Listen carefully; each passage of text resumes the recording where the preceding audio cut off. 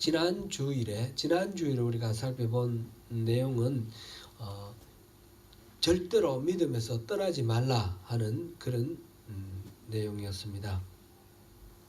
우리는 예수의 피를 힘입어서 성소로 들어갈 수 있는 담력을 얻었습니다. 그 길은 우리를 위하여 예수님께서 휘장 가운데 열어놓으신 새로운 살 길이다, 그렇게 말하였습니다. 그 휘장은 또 다름 아니라 예수님의 몸이다 하였습니다. 예수님께서 자기가 스스로 십자가를 지시고 자기 몸을 찢으심으로 인해서 성소와 우리 사이를 가로막던 그 휘장, 그것을 찢고 하나님과 우리 사이를 바로 다이렉트로 연결할 수 있도록, 우리가 다른 누구도 거치지 않고 바로 하나님 앞으로 담대히 들어갈 수 있도록 그렇게 길을 열어놓으신 것입니다. 그래서 히브리서 기자는 우리에게 10장 22절 참마음과 온전한 믿음으로 하나님께 나아가자 그랬고요. 23절에는 믿는 도리의 소망을 굳게 잡자라고 하였습니다. 그리고 24절에서는 또한 사랑과 선행으로 서로를 돌아보며 격려하자, 그런 말을 하였습니다. 그리고 이런 진리, 우리가 어떻게 하나님 앞에 나아갈 수 있는지 이 진리를 알면서도 짐짓 죄를 지으면 다시는 속죄할 제사가 없다 그랬습니다.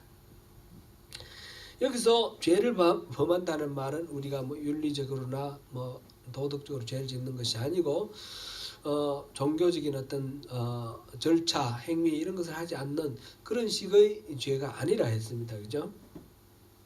뒤와 연결시켜 보면 예수 그리스도의 보혈의 피로 새로운 길이 열렸다라는 것을 의지하고 믿고 나아가는 것, 그거를 거부하는 것이 바로 죄를 짓는 거다, 그렇게 표현했습니다. 그 결과로 하나님의 아들을 짓밟고 언약의 피를 부정한 것으로 여기고 은혜의 성령을 이렇게 무시하는, 욕되게 하는 그런 결과가 된다 했고, 따라서 그에 대한 징계가 엄청날 것이다, 그런 말씀이 있었습니다. 로마 당국의 혹독한 탄압하고 또 유대인 공동체 안에서 주어지는 여러 가지 유혹들, 탄압들, 이런 것 때문에 유대인 그리스도인들 중에서 수많은 사람들이 배도를 하고 다시 유대교로 돌아가는 그런 상황이었습니다. 그래서 히브리서 기자는 목소리를 높여서 우리가 믿는 예수 그리스도가 어떤 존재인가, 그것을 역설을 하였습니다. 그리고 예수 그리스도의 그 단 한 번에 드리는 영원한 제사, 그 제사, 완전한 제사로 인하여 우리가 영원한 하나님 나라로 인도하는 새로운 살 길이 열렸다라는 것을 역설했습니다. 유대교를 열심히 믿으며 살아왔던 이 사람들이 다시 짐승을 잡아 제사하는 방법으로 그렇게 돌아가서는 속죄할 방법이 없다라는 것을 말합니다. 그럼에도 불구하고 이 예수 그리스도가 열어놓으신 새로운 살 길을 거부하고 다시 유대교로 돌아가려는 그런 사람들이 있다면 그거는 정말 구원이 없으며 무서운 하나님의 심판이 기다리고 있다 하는 것을 말했습니다. 성도는 믿음으로 구원을 받습니다. 심판은 구원의 길이 되시는 예수님을 믿느냐 믿지 않느냐로 이미 결정되었습니다. 그러면 예수님이 재림하실 때는 몸의 행위를 보고 심판한다 그랬는데 그 심판은 새롭게 이 사람이 구원받을 만한가 받을 만하지 못한가를 따지는 것이 아니라 믿음으로 구원받은 영혼인가 그렇지 않은 영혼인가를 구분하는 것입니다. 말하자면 성경에는 보면 그 알곡과 가라지를 구분하고 알곡과 쭉쭉이를 구분하는 그 타작으로 은유하는 그런 장면이 마지막 최후의 심판의 그 장면이 많이 있습니다. 그리고 그물에 잡힌 물고기 중에서 쓸 것과 못 쓸 것을 버리는 고르는 그것으로도 은유가 많이 있고요. 그런 것입니다. 이미 구원받은 영혼인가 구원받지 못한 영혼인가 그것을 이렇게 구분하는 것이 예수님의 그 재림하셨을 때 심판이라는 것입니다. 그러면 예수님께서 심판하시는 이 마지막 심판에 그 근거가 되는 행위라는 것은 우리가 앞서도 보았듯이 도덕적으로나 윤리적으로나 선행을 하고 뭐 착한 일을 하고 율법을 지키고 이런 것이 아니고 이때 예수님이 분별하시는 것은 이 사람이 믿느냐 믿지 않느냐 그것을 분별하는 것이기 때문에 믿음으로 사는 삶이었느냐 그렇지 않은 삶이었느냐 그것을 본다는 것입니다. 이 행위라는 것은 믿음으로 사는 삶을 가리키는 말이다. 이런 것을 우리가 지난주에 쭉 살펴보았습니다. 그러면서 이 히브리서 기자는 이 편지를 읽는 독자인 유대인 그리스도인들에게 그동안에 환난을 잘 이겨냈지 않았느냐 그러면서 칭찬하고 나의 의는 믿음으로 말미암아 살리라 하는 이 하박국 선지자의 이 예언을 말로 들면서 우리는 뒤로 물러가 멸망할 존재가 아니고 우리는 오직 영혼을 구원에 이르게 하는 믿음을 가진 자다. 우리는 반드시 승리할 자다. 그렇게 격려를 하고 있습니다. 이 히브리서는 그러니까 이 배도가 많이 일어나는 이 탄압과 위기의 상황 속에서 성도들이 갈등하고 분별하는 가운데 믿음을 잃지 말고 우리가 이때까지 이겨왔던 이 싸움을 끝까지 싸워 이겨나가자 그런 격려의 이야기입니다. 초대교회에 이 맞았던 이 핍박이나 위기와 오늘날 우리가 맞이하고 있는 핍박이나 위기가 어떻게 뭐 대비될 수 있을지는 모르지만 비교를 바로 할 수는 없겠지만 오늘날 우리 또한 많은 핍박과 위기 속에 있습니다. 믿음을 지키기가 참 어려운 세대입니다. 특별히 이 세상의 어떤 여러 가지 가치관 가운데 우리가 믿음으로 이렇게 바라볼 때 이것은 받아들여야 될 것인지 배격해야 될 것인지 그런 것을 구분하는 것이 여간 어렵지 않은 그런 상황입니다. 우리가 오늘 이 본문 말씀 통해서 어떻게 믿음을 지키고 또 살아갈 것인가에 대해서 한번 같이 묵상하면서 길을 찾아보겠습니다. 먼저 1절에서 믿음은 바라는 것들의 실상이요 보지 못하는 것들의 증거다 그랬는데 이게 무슨 말인가 한번 생각해 보겠습니다. 앞장에서 엄중한 교훈으로 끝을 맺으면서 우리에게는 믿든지 믿지 않든지 물러나든지 두 가지 외에 다른 제3의 길은 없다 그랬습니다. 물러나지 말고 우리 꼭 믿고 붙들고 있으라 그런 말을 했는데 뒤로 물러나는 것은 하나님께서 기뻐하지 아니하신다라는 것을 38절에서 말하고 있습니다. 지금까지 히브리서 기자는 하나님이 이때까지 우리를 위해서 무슨 일을 하셨는지 예수 그리스도를 통해서 무슨 일을 하셨는지 그거를 가르쳐 주셨는데 이제부터는 그렇게 하나님이 해놓으신 일을 통해서 우리가 어떻게 그 복을 누리는지 그것을 이야기를 하고 있습니다. 그 복을 누리기 위해서 필요한 것은 믿음입니다. 다른 모든 것들 가운데 가장 중요한 핵심은 우리가 믿음을 갖고 있어야지 그 복을 누린다는 것입니다. 그래서 히브리서 기자는 믿음이 참으로 무엇인지 그것을 우리가 바르게 이해하기를 원해서 이 말을 하였습니다. 믿음은 바라는 것들의 실상이요 보지 못하는 것들의 증거다. 믿음은 바라는 것들의 실상이라는 말은 무슨 뜻일까요?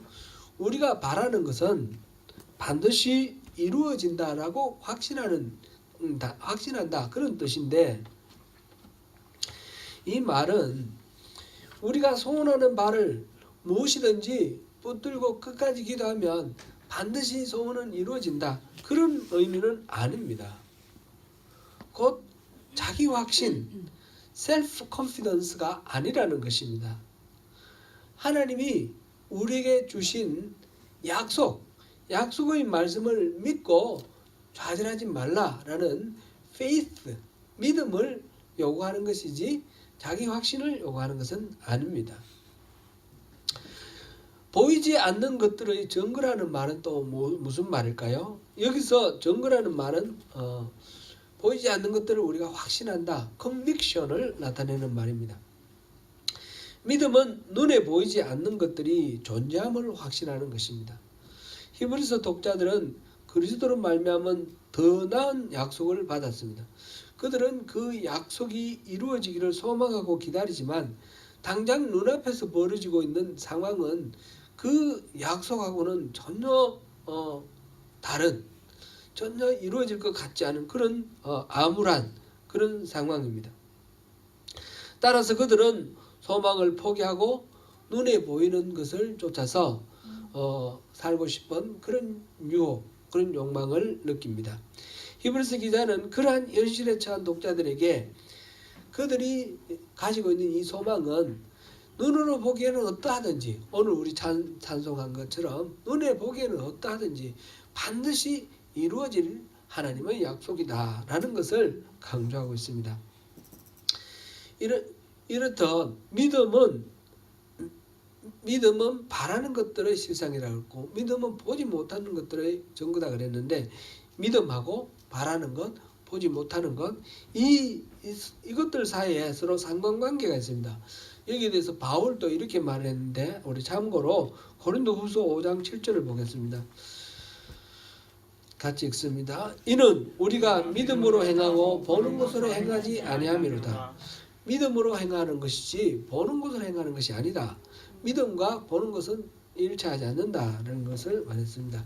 또 그 바라는 것, 즉 소망과 보이는 것도 서로 이렇게 다르게 대조를 하고 있습니다. 로마서 8장 24절 25절입니다. 같이 읽습니다. 우리가 소망으로 구원을 얻었음에 보이는 소망이 아니니 보는 것을 누가 바라리요? 만일 우리가 보지 못하는 것을 바라면 참음으로 기다릴지니라. 믿음도 소망도 둘 다 보이지 않는 것들과 관련이 있습니다. 눈에 보이는 실체라면 굳이 믿음이 필요 없습니다. 그냥 그대로 지각하면 되는 것이죠. 마음으로 소망하는 것도 믿음이 꼭 필요한 것입니다. 믿음은 눈에 보이지 않는 우리가 바라는 그 소망이 상황이 어떠하든지 반드시 이루어진다라는 것, 그것을 확신하는 것이 믿음입니다. 이 믿음이라는 것을 처음에 우리가 자기 확신 이건 아니라고 그랬는데, 그러면 이 믿음은 어떤 것인가 한번 우리 이해하기가 참 쉽지 않습니다. 저 자신도 이 말씀을 어떻게 전달할까 고민했는데 너무너무 어렵습니다. 믿음은 바라는 것들이 실상이다. 그러면 우리 열심히 바라면 이루어질 것 같은 그런 표현으로 우리 다가오거든요. 보지 못하는 것들의 증거다. 보지 못하는 것들의 증거가 뭐지? 그런 생각이 듭니다.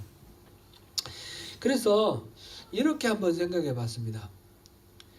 우리 주변에 여기 지금 이 공간에 눈에 보이지 않는 것들은 없는 것이 아니고 분명히 존재하는 것이 있죠. 수많은 전파들이 흘러다니고 있습니다. 여기에, 그죠?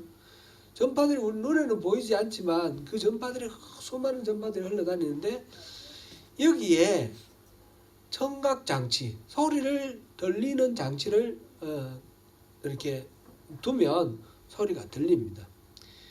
우리가 제가 지금 말씀을 이렇게 하고 있는데 이 소리는 안 보이지만 여러분들 귀에 다 들리고 있습니다. 그렇죠?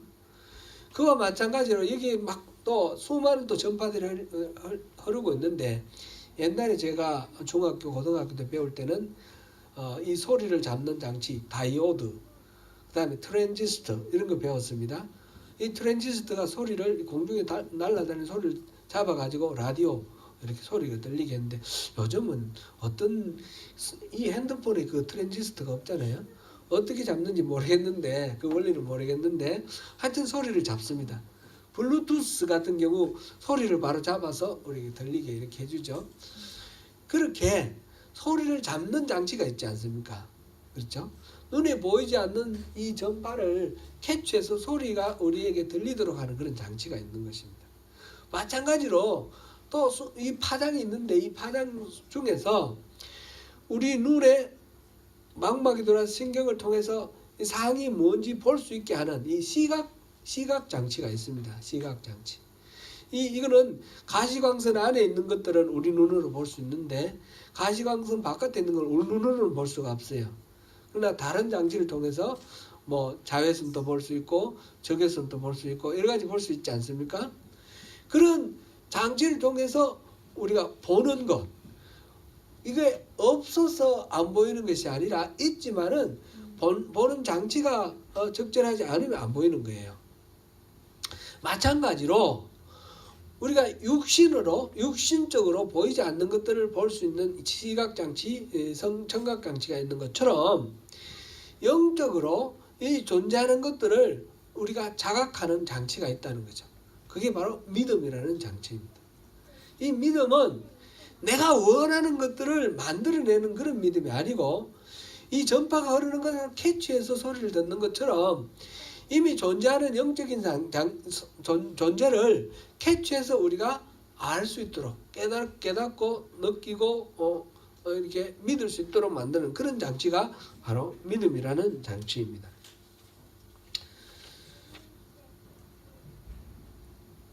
이 영적인 일 속에는 뭐 미래의 일도 있을 수 있고 현재의 일도 있을 수 있고 과거의 일도 있을 수 있는데 그런 것들이 이렇게 캐치돼 가지고 우리에게 다가오는 거, 이게 영적 분별력이고 이거 하나님께서 우리에게 특별히 예민하게 해서 이거를 깨닫게 해주셔서 알리게 할 때 다른 영혼들에게 그걸 알려주기를 원하실 때 그것을 말하는 사람이 바로 예언입니다. 이 영적으로 존재하는 것들을 캐치해서 받아들여서 알리는 그런 것이 바로 믿음이라는 장치라는 것을 우리가 알 수 있습니다. 제가 여러 번 믿음이라는 것은 하나님에 대한 신뢰다 이렇게 말씀을 드렸죠. 믿음이라는 건 이런 것이 아니다 라는 것을 말씀드렸고 참된 믿음이라는 것은 하나님을 신뢰하는 거다 그렇게 말씀을 드렸어요. 그러니까 히브리서 지금 11장 1절에서 말하는 이 믿음은 믿음 전체의 정의를 말하는 것이 아니라 믿음은 어떤 성격을 가지고 있느냐 성격을 지금 나타내고 있는 거예요. 하나님에 대한 신뢰가 이 바라는 것들이 실상 보이지 않는 것들의 증거로 우리에게 나타난다라는 그런 말씀이에요. 제가 2016년에 소명교회에 제가 부임을 했는데 처음 와서는 계속해서 주제별로 강의를 했죠. 주제별로 설교를 했죠. 주제별로 설교를 함에 있어서 믿음에 관해서 설교한 것이 한 4번, 5번 정도 될 겁니다. 그 부분을 한번 찾아보시면 도움이 되실 것입니다.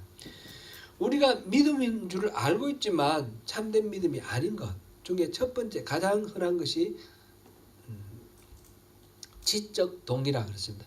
지적 동의는 이거는 우리가 여기서 성경의 신앙이나 믿음이다 이렇게 말하는 거하고는 다른 거다 하는 거죠.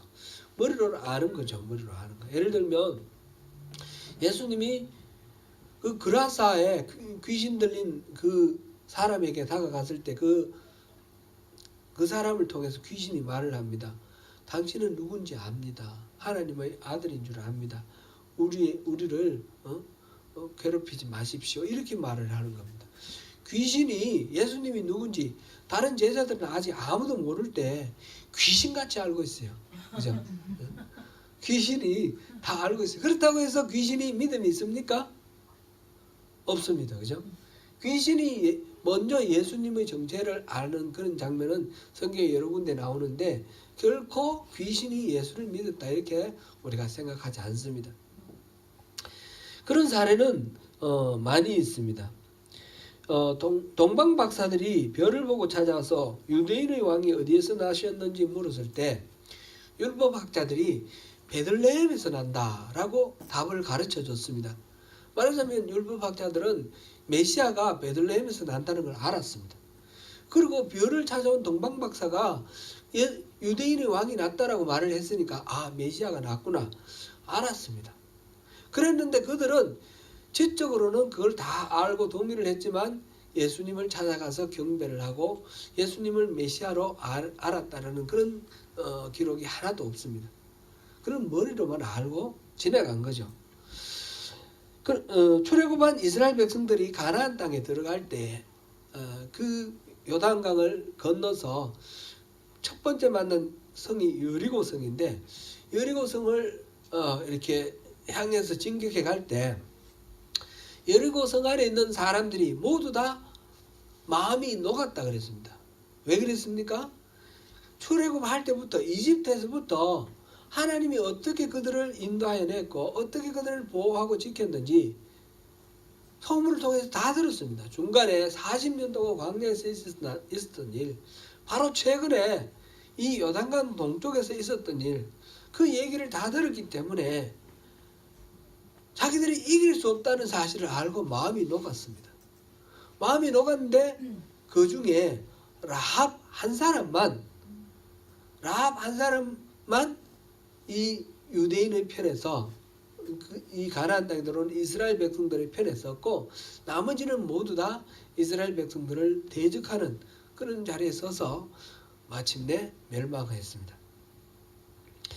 믿음에 대한 잘못된 이해의 첫 번째는 지적 동의는 믿음이 아니다라는 것입니다. 두 번째로는 자기 확신입니다. 첫 번째 서두에서 제가 말씀을 드렸는데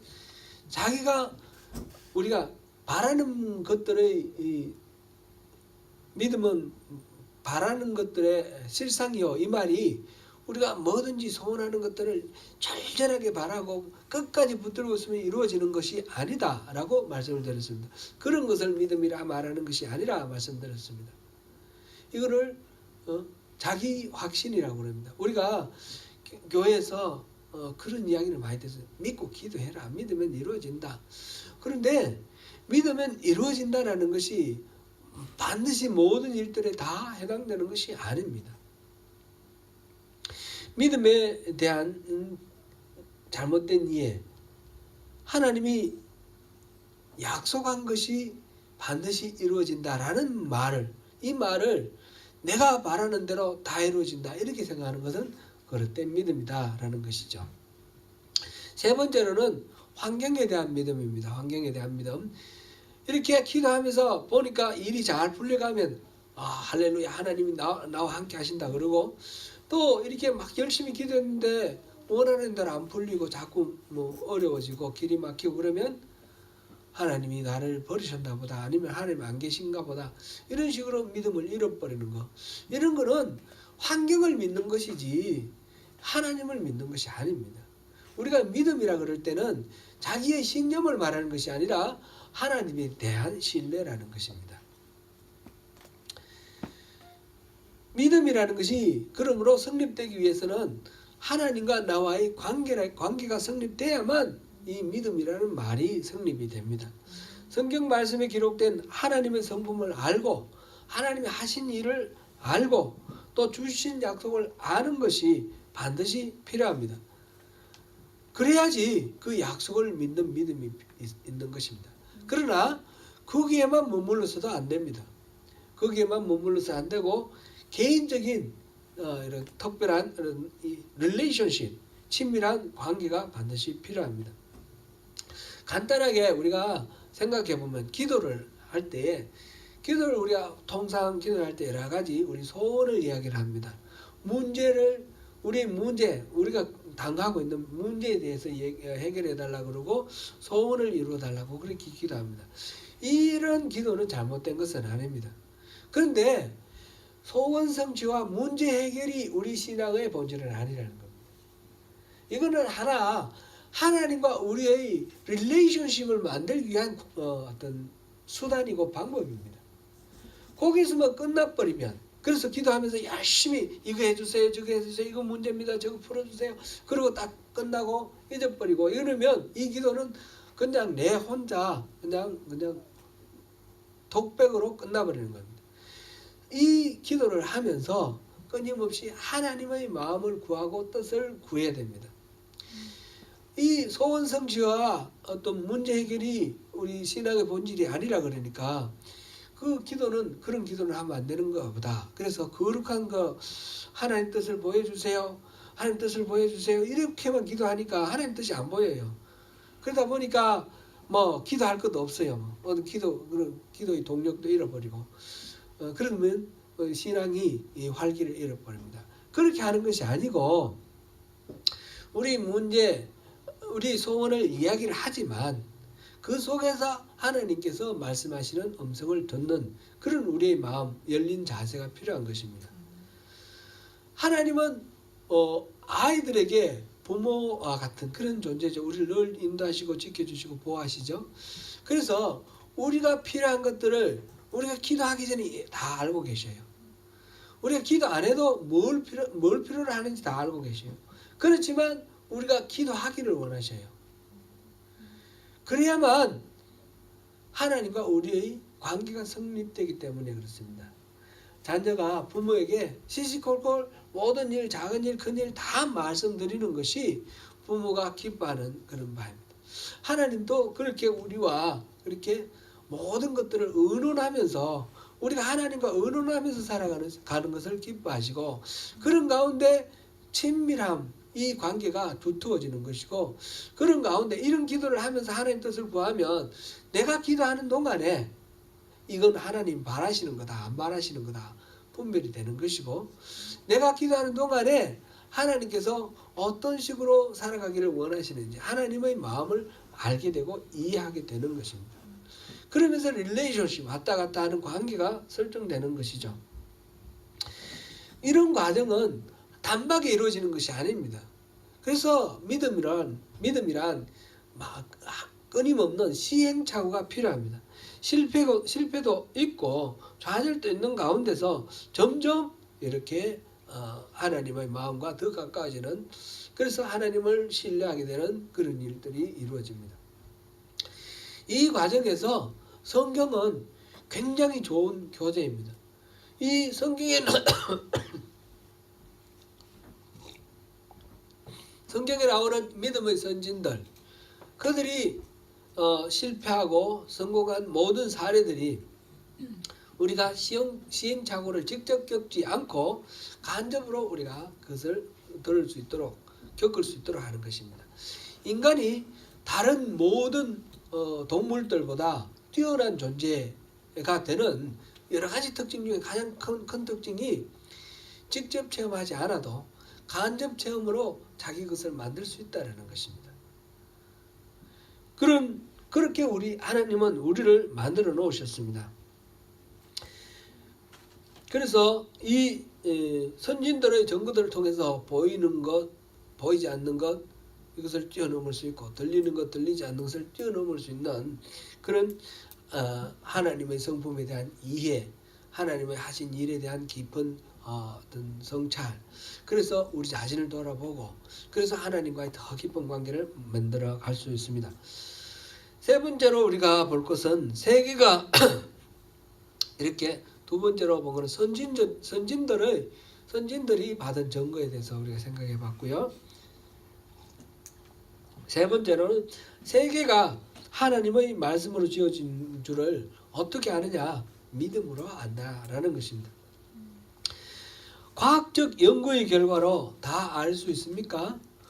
이 우주가 어떻게 생겼는지 다 알 수 있습니까? 과학적 연구의 결과로 다 알 수가 없습니다. 그런데 여기서 우리가 주의해야 될 부분이 있습니다. 신앙을 가진 사람은 과학적으로 사고하면 안 된다라는 식으로 생각하는 경우들이 있습니다. 그렇지 않습니다. 신앙인도 과학적으로 사고하는 것이 매우 중요합니다. 오늘날 스스로 믿음이 좋다고 하면서 과학을 무시하고 그래서 어처구니 없는 시대착오적인 생각을 하는 사례들이 너무 많습니다. 가장 분명하게 요즘 나타나는 것이 이 코로나 바이러스가 팬데믹한 온 세계에 완전히 뒤덮고 있는 이 현상 가운데서 기도하면 이 병마들이 오지 않는다 그러고 믿음으로 우리가 더 열심히 예배할 때 이 병마들 이길 수 있다. 이렇게 해서 뭐 모이지 말라 그러는데도 열심히 모여가지고 그 코로나 바이러스를 순식간에 전파시키는 그런 교회들이 이야기가 얼마나 많습니까? 너무너무 마음 아픈 이야기들입니다. 우리 조국의 소식에서도 그 최근에 심해진 3차 확산에서 가장 중요한 요인이 교회라는 것을 우리가 확인할 수 있습니다. 신앙인도 과학적으로 사고할 수 있어야 됩니다. 이런 바이러스라는 눈에 보이지 않는 이 병에 대해서는 이거는 비말이라든지 뭐 이런 식으로 접촉하는 경로가 과학적으로 이렇게 발견되지 않습니까? 그러면 그것을 피해서 안전하게 스스로를 보호하고 공동체를 보호하는 그런 것을 따라야 하는 것이죠. 신앙인도 그렇게 과학적으로 사고하는 것이 반드시 필요합니다. 근데 여기서 그러면 신앙하고 과학은 무슨 차이가 있습니까? 그럼 모두 다 과학적으로 생각해야 됩니까? 그렇게 꼭 그렇게 볼 수는 없는 것입니다. 신앙과 과학은 분명히 다릅니다. 특별히 우리 청소년들, 대학생들, 학생들, 청년들의 경우에 신앙을 이 과학과 어떻게 조화를 시키느냐, 이걸 어떻게 우리가 생각해야 되느냐 때문에 고민하고 갈등하는 경우들을 많이 봅니다. 학교에서는 또 이렇게 믿지 않는 사람들은 또 신앙을 막 무시하고 그걸 미신이라고 그래버리고 이렇게 배격하는 그런 가르침도 있거든요. 또 교회에서는 과학은 이거는 아무것도 아니라고 이렇게 말하는 가르침도 있단 말이죠. 그게 어떻게 조화되게 우리에게 받아들여져야 하느냐. 그 중에 우리가 딱 아주 간단한 원리 한 가지만 우리가 기억하면 되겠습니다. 과학은 주어져 있는 현상을 연구하는 것입니다.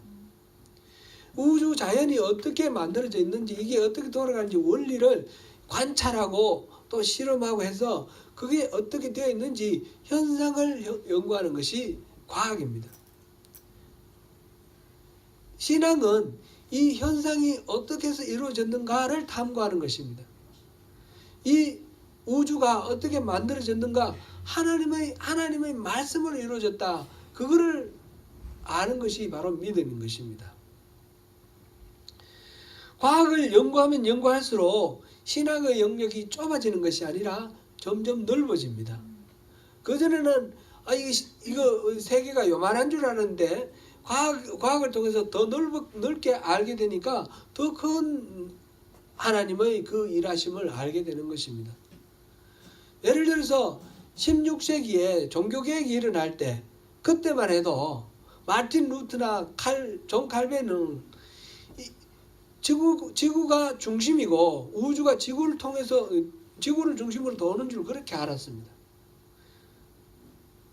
그리고 이 지구 위에 큰 어떤 천장이 있어서 그 위에 태양과 또 달과 별들이 붙어 있는 줄 알았어요. 그런 세계, 그리고 역사도 한 6,000년 정도, 이 우주는 한 6,000년 정도 그렇게 된 그런 세계인 줄 알았습니다. 근데 과학을 통해서 더 많은 것들이 밝혀졌습니다. 지구가 태양을 돌고 있고, 우리 지구 주변으로는 달이 돌고 있고, 또 이 지구가 또 속한 이 태양계는 더 넓은 은하계 속에 수억 개의 태양 같은 그런 존재들이 있는 속에 그렇게 들어있다는 것을 알았습니다. 그것뿐만이 아니라 우리가 속한 이 우리 은하계 같은 그런 은하계가 수억 개가 이 우주에 있다라는 것도 알게 되었습니다. 그러니까 이 우주가 우리가 상상할 수 없는 정도로 어마무시하게 넓고 크고 그렇다라는 것을 알게 되었습니다. 그리고 6,000년 만에 이렇게 이루어져 있는 것이 아니라 더 깊은 세월 동안 하나님은 일하셔서 이렇게 우리가 참 보면 볼수록 놀라운 이런 세계를 만들었다는 거죠. 크게 봤을 때 거시적으로도 그렇지만 미시적으로 세포 하나를 들어봐도 그 속에 얼마나 무궁한 우주가 들어있습니까? 그 마르틴 루터나 칼뱅은 알지 못했어요. 이 몸 속에 있는 세포 안에 염색체가 있어서 염색체 속에 모든 유전자 정보가 들어있다. 이런 거 하나도 몰랐습니다. 그러다 보니까 너무너무 무궁무진한 그런 그 깊은 세계가 있는 것입니다. 근데 이걸 단순히 과학적으로만 생각하면 이게 이렇구나. 근데 이게 왜 이렇지는 설명할 수가 없는 것이죠. 이게 어떻게 돌아가는 원리가 있습니다. 지구가 있으면 지구 주변으로 달이 이렇게 돌아가는데 달이 날아가지 않고 계속 돌아가는데 여기는 인력이 있어서 이렇게 돌아간다. 그런데 그 인력은 어떻게 생겼는지 알 수가 없는 것입니다. 과학은 현상을 규명하는 것입니다. 근데 그 현상을 섭리하시고 창조하시고 섭리하시는 그런 하나님이 계시다는 것, 그것을 아는 것은 우리의 신앙이고 믿음인 것입니다. 믿음이라는 것은 그러므로 갇힌 어떤 세계에 눈을 감아버리는 것이 아니라 과학으로 알 수 없는 부분까지 포함해서 하나님이 하신 일들 알고 그런 위대하신 하나님, 그런 하나님이 섭리하시는 이 세계에 대해서 하나님을 신뢰하면서 나의 운명을 맡기는 것입니다. 내가 혼자 몸부림치고 발부둥쳐서 이룰 수 있는 일과 하나님이 하시는 일에 그 차이를 분별하면서 하나님께 내 인생을 의탁하고 하나님을 신뢰하는 것이 믿음인 것입니다. 이 믿음의 감각이 있으면 우리 눈에 보이지 않는 것, 지금 눈앞에는 핍박이 있고 고난이 있지만 하나님이 섭리하시는 그 손길을 우리가 알고 하나님이 하신 그 약속이 다른 어떤 것보다 더 낫다라는 것을, 예수님은 더 나은 약속이시고 더 나은 제사장이시고 더 나은 길이라는 것을, 새로운 언약이라는 것을 우리가 알기 때문에 두려움과 공포, 낙심, 좌절 이런 모든 것들을 이기고 주님을 믿으며 당당히 이 세상을 승리하며 살아갈 수 있는 것입니다. 사랑하는 성도 여러분, 보이는 것, 들리는 것, 손에 잡히는 것을 초월하여 영원한 하나님 나라까지 연결되는 영적 세계를 지각하고 분별할 수 있는 그 믿음으로 충만하시기를 바랍니다. 눈에 보이는 세상은 점점 복잡해지고 하나님을 믿는 일조차 점점 어려워지고 있습니다. 눈에 보이는 세계에서 편한 것, 유리한 것이 있는데 보이지 않는 것을 붙들고 나아가기가 여간 어렵지 않은 때입니다. 보이는 현상에 마음 뺏기지 않고 보이지 않는 세계, 하나님이 만드시고 다스리시는 세계까지 깨달아 아시는 가운데 그 속에 담아두신 하나님의 복을 다 누리시는 저와 여러분이 되시기를 축원합니다.